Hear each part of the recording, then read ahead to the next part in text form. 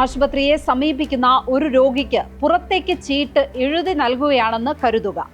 മരുന്നിനാണെങ്കിലും ഉപകരണങ്ങൾക്കാണെങ്കിലും അത് ബാധിക്കുന്നത് ഡോക്ടർമാരെയാണ്. ഡോക്ടർമാർ കമ്മീഷനു വേണ്ടി പുറത്തേക്ക് കുറിപ്പെഴുതുന്നു എന്നതായിരിക്കും ആരോപണം. കാലാകാലങ്ങളായി കേരളത്തിൽ അത് കേൾക്കുന്നതാണ്. പഴയ കാലം പോലെയല്ല. ആത്മാഭിമാനമുള്ള ഒരു ഡോക്ടർക്കും ഇന്നത്തെ കാലത്ത് അത് സാധിക്കില്ല. ഡോക്ടർമാർ മാത്രമല്ല, മറ്റ് സർക്കാർ ജീവനക്കാരിലും കൈക്കൂലിയും കമ്മീഷനും വാങ്ങുന്നവരുടെ എണ്ണം വലിയ തോതിൽ കുറഞ്ഞിട്ടുണ്ട്. കാശ് വാങ്ങുന്നവർ ഇന്നല്ലെങ്കിൽ നാളെ വിജിലൻസിന് മുന്നിൽ ലായനിയിൽ കൈമുക്കേണ്ടി വരുമെന്ന നാണക്കേടുണ്ട്.